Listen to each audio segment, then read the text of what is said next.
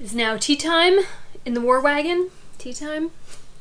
And now that I have my gallon of Earl Grey ready, and my notes from this week's shit show of media bullshit, let's just all get motivated for another week of losing our jobs and businesses and mortgages. And that's kind of what we're going to be talking about in this one.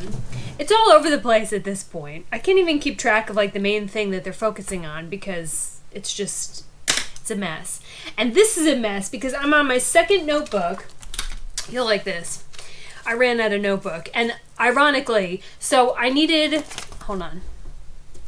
flashcards. Like, I'm in high school again. I needed flashcards and more notebooks so I could study for this mortgage loan officer exam course.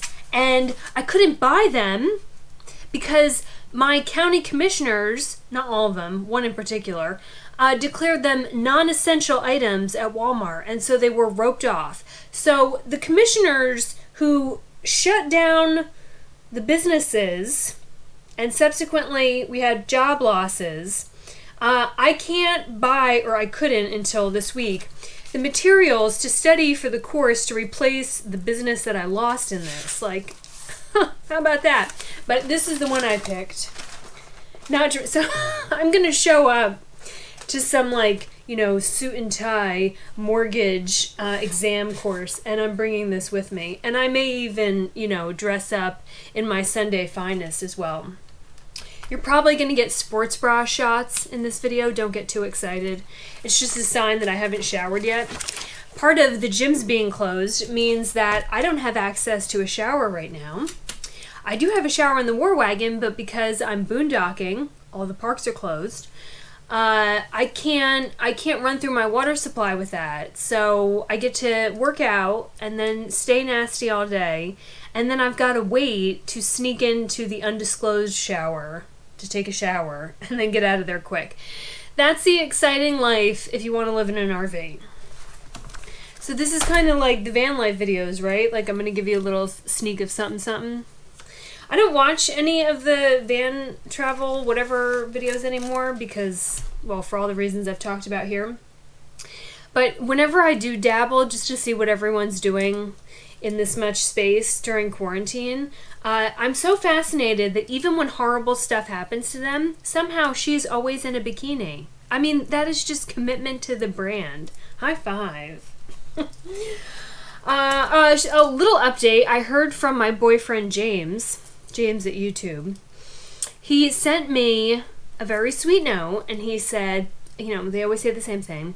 Thank you so much. We're working on it, blah, blah, blah. And I wrote him back and I said, listen, James, I don't mean to break your heart, but I don't have any faith that this is ever going to get resolved because you can still make money off of me and not give me mine. And so this is cute, but like, you don't need to send these anymore because I've taken off the ads on my videos. So, it's just, the channel is demonetized. It is what it is. But, thank you. And I hear back from Leanne. I'm like, who the fuck is Leanne? Where's James? Who the fuck is James, Leanne? I guess James gets his weekends off. So Leanne wrote that James has properly escalated this to the experts. I don't know what that means. But I just have this vision of everyone in YouTube, like, working on my account. Actually, that's not true. I don't think anyone's really working on it. But it's cute. I like the little bits of attention. I like getting letters from James. He doesn't respond to my love poems, but he won't be the first or last man that hasn't responded to my communication. God love him. Okay. I'm studying for this exam. Yeah, I got my notebooks. It is absolutely kicking my ass. What you should know about the people who write loans, when they took a test, the test has nothing to do with how to write a loan. It has everything to do with liability. It's like everything criminal that a mortgage loan officer has ever done. And then they want you to learn it so that you can sign off and say that you won't do that. And it's scary, like the stuff that has gone on. It's so interesting. Whenever you learn about a new industry, everything is just fascinating. And there's so much to learn about mortgages. I am so overwhelmed. I'm studying like 6 hours a day and like just getting clobbered. And it's funny because when I haven't had to pay to study for something since college, Yeah. And like in college, you're a kid, and so you're like, I'm gonna stay up all night, and oh my god, my grades, and da da da da. And like now that I'm an adult and I'm paying to take this course, whenever I get to a hiccup in the road, I call and I'm like, yeah, you guys need to work on writing this program. Like, this is horrible. This should be over here at the smug adult. Well, all right, let's just get into it, because we have some stuff from last week to review, and then some new things regarding mortgages, and nothing that I'm learning on this course, but just things that are not getting reported. And this is actually news that should be, more in the forefront, because it's all the different ways so many of you are about to get screwed on your mortgage, the roof over your head, and they're not focusing on because they're still trying to pick a fight with politicizing coronavirus. So last week on News on the News, we talked about Hart Island, right? Because a drone was flown over Hart Island, and they got pictures of the bodies in plain plywood boxes, in mass graves, and we talked about all that. I'm not going to go into all the nitty gritty again, because you can always watch the other video. But one of the things that I didn't mention that occurred to me after was, how the hell did they get that shot? Because when you have a drone, we know my drone tried to fly away from me the last time I put it up, so Falcor has not gone up in the air since then. But when you put a drone up, it will tell you on the monitor if you're anywhere near an airport, and you have to manually override that, because you are not allowed to fly anywhere near an airport. Hart Island is not in New York City, but close to New York City, and a lot of airports. And so that was kind of questionable. How did you not violate your FAA license? And then who got the photo? Because a news station, as I mentioned before, we have lots of rules about where we can and cannot fly.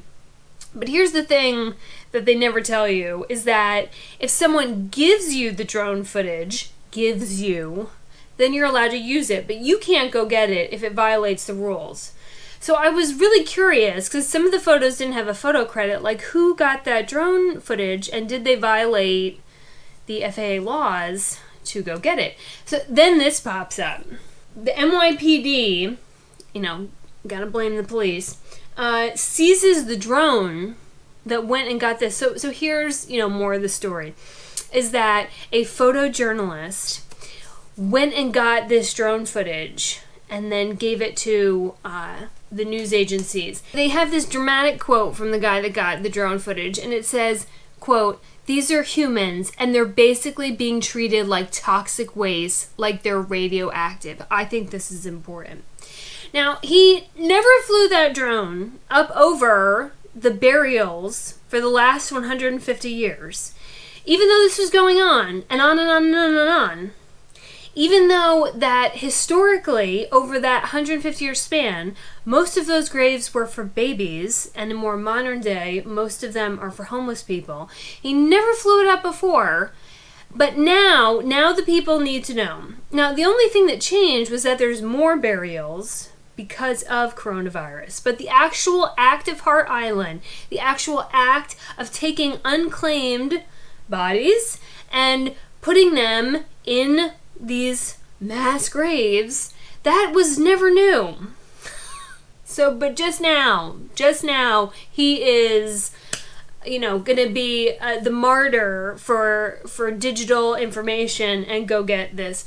So I started to go back over some historic photos from Hart Island to see if there were any actual changes in the policy. And if we look at some of the older photos, what we see is that those trenches are not new. They were always dug that way, and they do them in sets. They don't take one body out of the hospital and then go bury it. It was, they dug these large pits, if you will, and put them in there all at one time, and then covered it.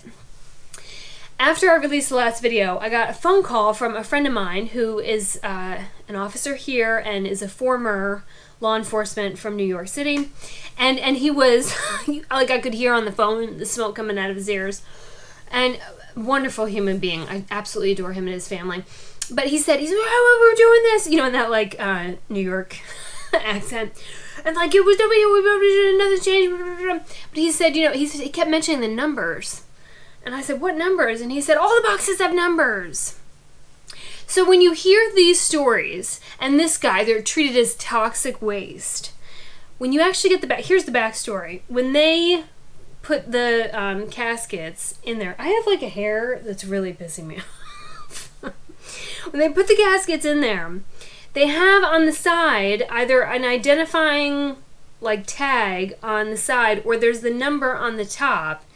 And then they've added all this, it's like a database that has a geographical tie-in, if that's the accurate description, where they know, based on that number, where that person is buried in Hart Island. And if you apply in advance and schedule it, they allow families who have, taken the name, identified them on Hart Island, pulled the number, and then pulled the spot, that they will take families to do visitations sparingly. It's not like, there's no ferry over there. You got to schedule the whole thing. So they're not being thrown into a pit. It's actually the most responsible thing you can do with unclaimed people in a morgue. You cannot have bodies stack up in a morgue. Like, what else would you do with them? So they give them the burial that no one else is going to give them, because if they're homeless or, they lived alone or whatever it was, here are your options. They sit in a plastic bag in a freezer, or they actually get buried.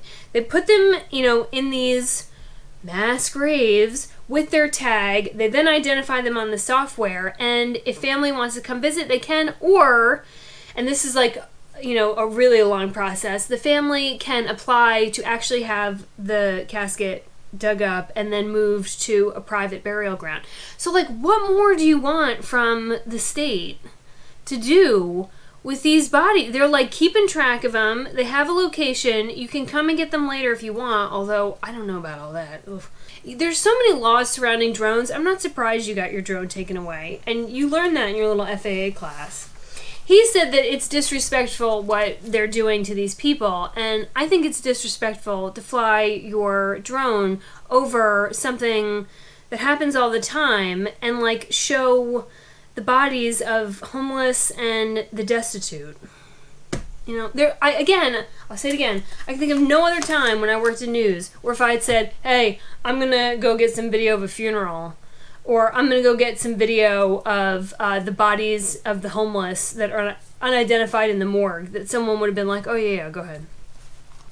Anyway, so that is kind of the deal with Hart Island. And if you want, just look up Grave Identifier, and you can see the process where if you're a family member, you can go plug in a name and use their software to find your loved one if, there was some disconnect there. On the topic of ventilators, some interesting comments on the last video about ventilators and their efficacy in treating coronavirus. But, we're now at this point, like, they've stopped fighting about the ventilators. There was such an obsession with getting these ventilators, and now we're shipping the ventilators over to other countries because we have too many of them. So, one of the things that I noticed in some of the stories about ventilators, which I would caution you when you're reading these cases, is know that, and this was, this part is not actually new, they said this 2 weeks ago, when they do the data of how many people die, the coronavirus death count, they're not delineating between people who died from coronavirus and people who died with coronavirus. They're all being lumped together. So the death count we know is not accurate. Yes, it's probably terribly high from coronavirus, but they're not separating them. So if you died because of coronavirus, and if you died, let's say you had heart complications, but you also were positive for coronavirus, it's one and the same. But on the ventilator side, our hospital here, New Hanover County Regional Medical Center, will not give any numbers on coronavirus. None. Which I find very suspicious, because they have no problem giving you the condition of, some guy that got shot up last weekend who's in the hospital. But they said it's a HIPAA violation. So hospitals are some are, but some aren't. But if you see a report and they talk about how many people are on ventilators, if the reporter doesn't say in there how many of those ventilators are coronavirus related, then you are not getting, again, a clear picture. Because people can be on a ventilator for a myriad of reasons and not just coronavirus. So if the hospital says we have 21 people on ventilators, what the reporter or the report should also say is the number of those that are coronavirus related. Otherwise, again, we have this lumping of data, lumping of death case data, lumping of ventilator data. Like, if the data isn't good, if the data is shit, then how are we supposed to make policies and decisions if we don't have good data? Data is what emergency managers need to use. It's what our politicians need to use. And right now, they're just like, everything is getting lumped into this like coronavirus bubble, even though there should be clear delineations so we know what is what. So just keep that in mind when you're reading these stories. We also had some really fun, dramatic live shots this week. Let's take a look at the first one. What are you doing? You are in a cornfield. Who is going to get you sick in that cornfield? The irony of this picture is that he's in a cornfield with like a photographer, maybe a producer, out in the open. And the anchor, she, is in a closed studio that has no windows, surrounded by camera operators and producers and reporters and staff and all this other stuff. So she is actually the most at risk, but it just wouldn't make for a dramatic live shot if I didn't put on a face mask. So unnecessary face mask week. That was what happened with reporters. Now they're all wearing face masks. It looks ridiculous. This is totally a thing in news. It's called a compelling live shot. When I had to report for a hurricane, I was perfectly capable of standing inside whatever fallout shelter I was in and doing my live shot from in there. But that's not what people want to see. So I've got to drag my ass outside, get beat in the face with rain and wind, and scream into the microphone over the wind so that everyone at home can be entertained. And I know that while I'm out there, someone is hoping a stick or a sign or something is going to whack me upside the head. That's TV. Make it sparkle. When I worked in Charlotte at a national show, I got an email. I have it saved somewhere. I don't know where it is. But it was from an executive producer. It was some stupid story we were working on that wasn't even that exciting. And I kept it because it was about my writing. And it said in bold, all uppercase letters, "Hype the horror." And that's it. That just sums up so much of reporting, is that you gotta hype the horror. So now we got all these silly reporters standing outside wearing these dopey face masks, and then the person who's actually at risk inside the building is not. You know why? Because people are gonna change the channel if they have to stare at her where they can't see her mouth move for that long. It's just so silly. So silly. Okay. Alright. By Friday, we now have a very different tone. On Friday, they finally announced some of the reopening guidelines. Now, I will just say for this chunk of the video, I am very, very, very pro reopening this nation.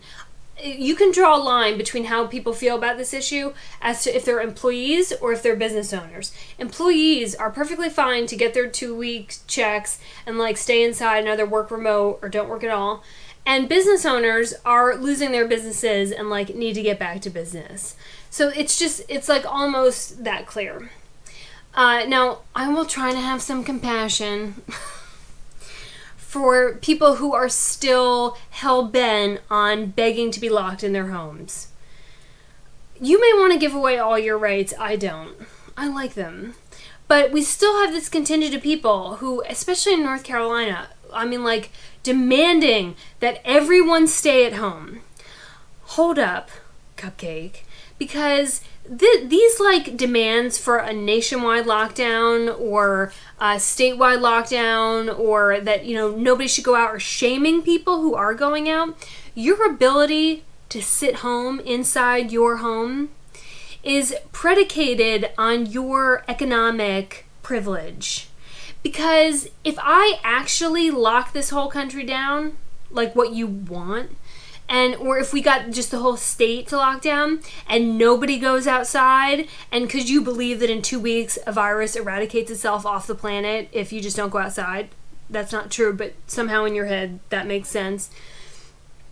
If we actually did what you claim to want, then you would die, because last I checked, you don't grow your own vegetables and raise your own livestock in the backyard. So the only way that you can maintain this, you guys, that all you care about is profit over people, and if you reopen, that's so irresponsible, and if you want to reopen, then you shouldn't be allowed to get medical care because you're exposing people. Your ability to stay locked inside is because you are leveraging low-income people to go do all your biddings for you. Okay? You are using sacrificial lambs to go take care of your business so that you can stay inside, because you have someone delivering your groceries, delivering your alcohol, maybe someone comes and cleans your house. Contractors, if you have a plumbing problem, electric problem, they can all come to you. So you are able to perpetuate this, never go outside, and demand that other people do it, because you are leveraging low-income people to come to you to satisfy all your needs. It can't happen. It can't happen that we all stay inside, because you have to go food shopping, and not everyone has a washer and dryer. I have to go do laundry.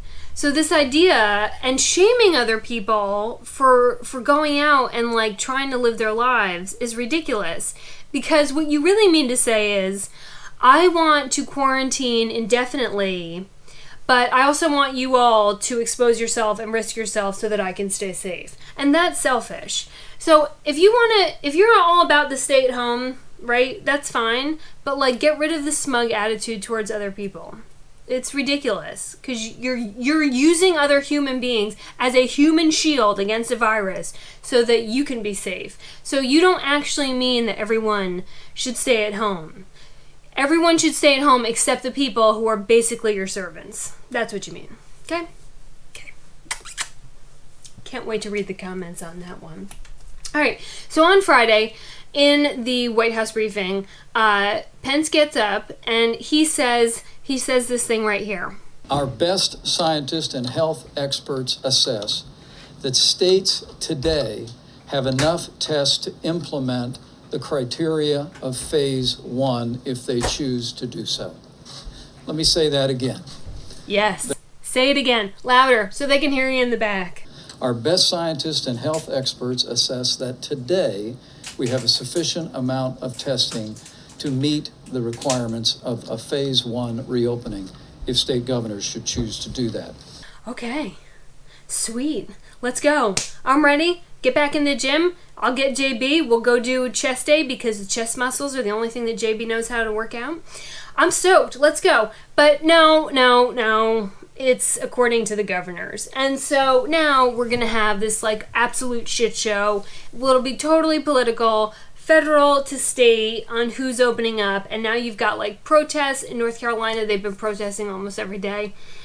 And so the media is going to have a field day with this. So the nugget of this is, and this is what, all the media is latched onto now, is about testing. You can open up, with testing. I don't even know what that means. Like, am I going to have to take a test every time I walk into a store? Am I going to, get papers that say that I'm disease-free? Like, huh? So all these reporters are, going after this testing. We don't have enough testing. Anything that on the White House side that they say, you'll see media just, try to combat on their end. And so we get articles like this that say that researchers say that we need all this additional testing. And then halfway down the page, it says who the researchers are and where they work for. But it doesn't say if their research was published. It doesn't say if the research was peer reviewed. It doesn't say how they got their research. So just keep in mind when media starts using research. These are the same outlets that a couple weeks ago were doing all these news stories that blood type affects risk to coronavirus. And like they never mentioned that research that made that claim was actually published on this like open board science website where researchers could like geek out and share preliminary data that was never peer reviewed or published. It was just like a place to share ideas. And so, the reporters went on there and grabbed it and called it research and threw it up on the news. And then people were worried about what kind of blood type they had and like if they were going to be more at risk. It was bullshit. It was all bullshit. So when you see like researchers claim, if it doesn't say where it was published or that it was peer reviewed, I would sooner like use what the fortune cookie told me than some research is like cobbled together, and it has to be reviewed before it should be published. But fuck it, if it makes a headline, let's just use it. And also in regards to testing, where a reporter will stack information, because we are just so obsessed with these tests. I like this one. It had to do with like how many tests we have or how many we don't have, and then all the way at the bottom of the page, scroll, it says the White House, and please note the amazing writing right at the beginning. Talking to from the White House, pick one. Brick said, I want to be very clear to the American people, none of our tests are 100% sensitive and specific. What do I mean by that? None of our tests that we use in medicine, it should be to, not and, diagnose 100% of the people who are positive and correctly diagnose 100% of the people who are negative. These are good tests, but if you utilize them in what we call very low prevalence states where there's no evidence of COVID, you can get false negatives and false positives. So we're going to obsess about the tests, but like, hey, the tests might not be accurate, but we need more tests. Excuse me. What a mess. Anyway, just little tidbits to where you see these like obsessive headlines about testing, where the data comes from, and then like, oh yeah, the tests, might not be accurate. CDC just got slapped across the face because they were making tests that weren't even according to CDC protocol, and we couldn't even use them. Like, good job, guys. I mean, we know that you're new, but, beginner's mistake. We'll just call that a wash.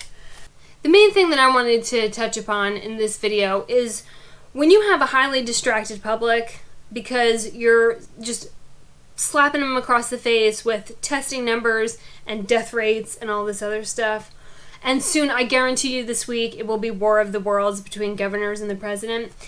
Is what is not being reported on and not being reported on enough.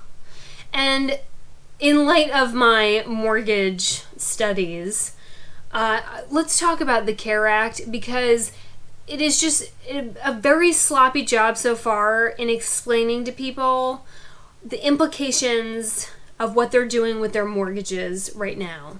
Even yesterday, I was riding back from getting some exercise downtown, and there's some local radio show host, and he's going on and on and on, telling people that, hey, if you need help paying your mortgage, if money is tight, the CARES Act is there, and like banks are going to work with you, and blah, blah, blah. And I was like, oh, who gave this idiot a microphone? Like, shut the fuck up. Like, unless you can explain all the implications, no, that is not what's going on. When the CARES Act came out, and this was, all over the news because it was a huge stimulus package. And, there's the line in there that says that if you are under financial hardship from coronavirus, you can, no questions asked, first red flag, no fees, second red flag, you can ask to go into mortgage forbearance and put off 3 months up to a year. Holy shit, up to a year of your mortgage payments because of coronavirus. Like, did not delve into the nitty gritty of all this. Throw that up on the news, and then what happens? People, I know that it feels like that we've been doing this forever, but we actually haven't. It's been like not actually that long, it just feels like it. April mortgages weren't even considered late until April 15th. But before then, we have nearly 3 million people who signed up to be in mortgage forbearance. They weren't even late yet. I don't know how many crises the United States will have to go through before Americans learn that you have to have a savings account.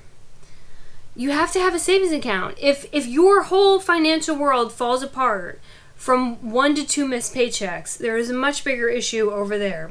But so these mortgages weren't even late yet, and nearly 3 million people signed up for mortgage forbearance. So forbearance, just to keep this simple, we'll say you are excused from making your mortgage payment for 3 months. And all these people sign up because they bait them with the no fees, they bait them with no questions asked, and then they bait them by saying it won't affect your credit score. Oh God, thank God. And so where media should have stepped in is to say, God, that sounds a little too good to be true, because it is. And so only now that all these people have signed up have I started to see some reports where they actually do a little bit of investigative journalism and read the fine fucking print. When you go into mortgage forbearance, your interest still accrues. And if you actually read your mortgage statement where it tells you how much of your monthly payment is interest, it's usually, until you start getting down the line, most of your payment for the first 5 years is interest. So your interest is still accruing. You are not responsible for that payment. But what the CARES Act never explained, and what the reporters never said, hey, you guys, is what happens at the end.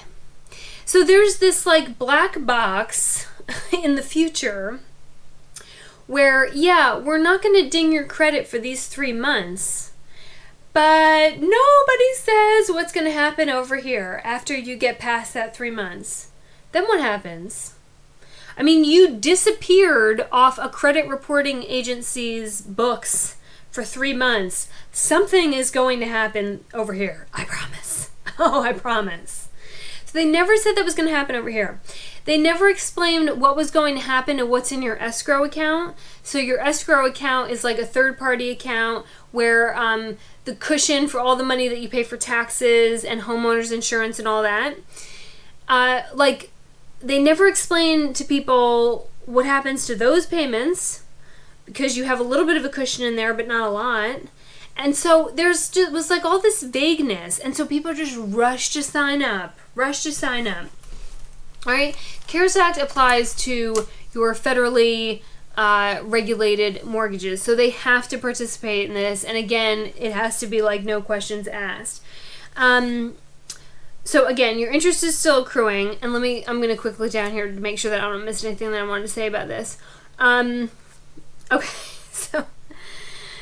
So we get these 3 months of no payments. Sounds great, right?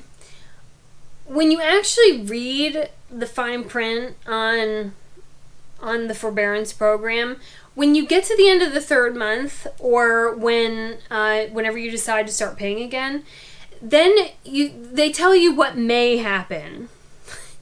So today, if you still have your mortgage, you are still in a position to negotiate. You can still refinance. You can sell your home if you need to. You are still in a powerful position.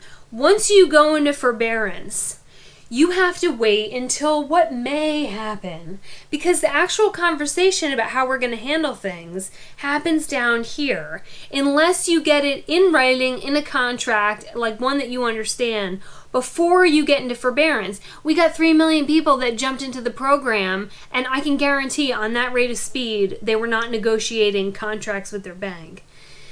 So you've skipped all these payments, and now you get to the 3rd month, and they have some options. They might offer you a balloon payment, where they say, okay, now it's all due at once.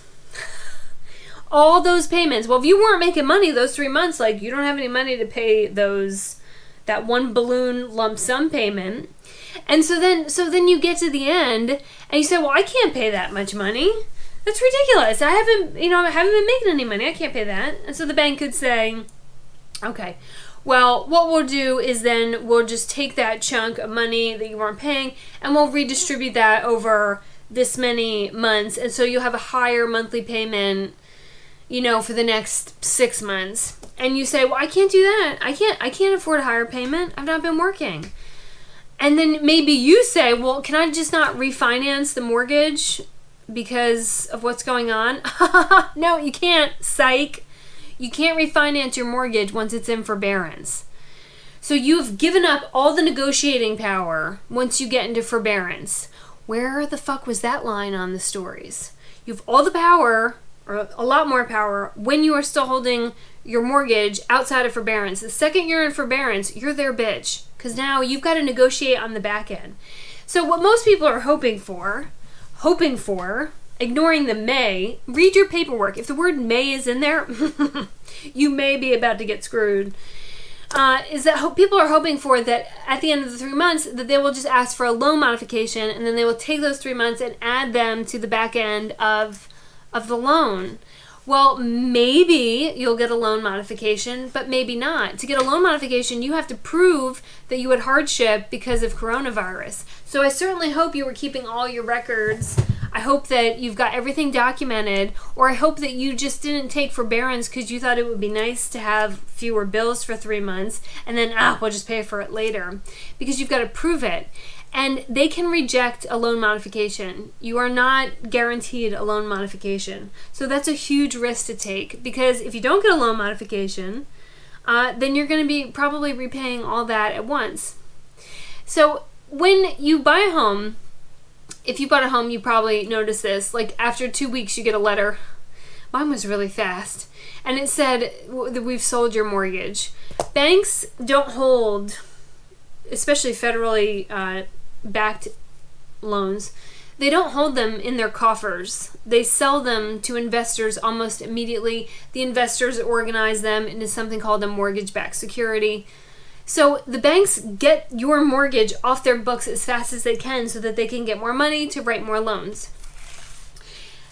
Now, all these people are in forbearance, so they're not paying the bank to pay the investors. Well, the bank is still on the hook to the investors. So we have a huge liquidity problem in that nothing, much less is coming into the bank, but the bank still has to pay the investor. And so what will probably happen is we'll have another fucking bailout where we flood the banks with all this money not backed by anything to increase liquidity in the whole system. But the part that you need to care about is that if the bank is up against the wall from its investors to pay, how sweet, kind, loving, and easy to negotiate with you do you think they're going to be if they're in a financially rough place? If this was like a year ago and you were in forbearance and you had been a customer for a while and you needed some help and all that, well, everything was great. The housing market was rocking. Now they're screwed. They have a huge problem. They have big bills due to investors. So if you say I can't pay that, they're going to say, okay, write us a check for the balloon payment because we got bills to pay. Whenever we go through this, and I can't believe that the financial crisis was just a minute ago, but people have this idea that banks are, there to help them. Banks, your employer, and the government don't hug back. And the second that we can erase this idea that someone is going to come rescue you, whether that's the government or the bank or your boss, once you eliminate that crazy thought from your head, you will have a saner life because you have to be more self-sufficient. Just naively signing up for these programs thinking that someone is going to rescue you in 3 months or that you won't be required to pay that money because you're hoping that there'll be some other stimulus or something else, that's a bet that I would never place. Banks don't love you. They don't care about your dreams. They are there to make money. And we can argue all day long on how corrupt they can be, on how unethical they can be, on how unfair they can be, but they're there to make money. Without a bank, you would have never been able to finance that home. So they're a necessary evil, but you have to understand how their game plays. Have to understand how their game plays so that you can make smarter financial decisions for yourself and not just think that like this is some benevolent company that's going to solve all your problems. So please, for the love of God, stop reading these stories about like, yay, the checks are coming, yay, there'll be more stimulus, yay, I can sign up for forbearance, because if it sounds too good to be true, it is. It is. I swear. For a lot of things, sometimes I think that like, if you took the general public and you put them in front of two doors, and the first door said, hard road ahead, and the second door said, easy way out, even if the easy way out door had like smoke and flames flickering from it and occasionally like a dragon claw came out from the bottom, they would still be like, oh, well, this is the easy way out, and like go to their death. I understand. Now, if you've all watched this channel for any amount of time, you've seen all the bad stuff that's happened to me. You know that for a period when I first started news, I lived in like the Section 8 apartment complex. So I don't want to hear it that like I don't understand what it's like for money to be tight, because I do, like really tight. But you have to have a savings account, and moreover, there's still work right now. I have been in between any work that I can get from like my business, and in between studying, I have signed up with Instacart to deliver groceries. I have a college education that cost me a fucking fortune. A minute ago, I had a business that was doing great, and I have somewhere a box of Edward R. Murrow and other journalism awards that was apparently supposed to get me somewhere in life.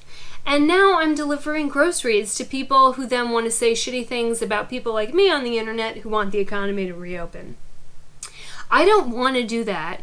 I hate standing in a grocery store filled with people who could be sick and asking someone, which kind of orange juice they want to substitute, or, I'm sorry that they don't have the box of cookies that you want that week, and then driving all over Creation and lugging it up apartment stairs and delivering it in like dodgy neighborhoods and all that. I don't enjoy it.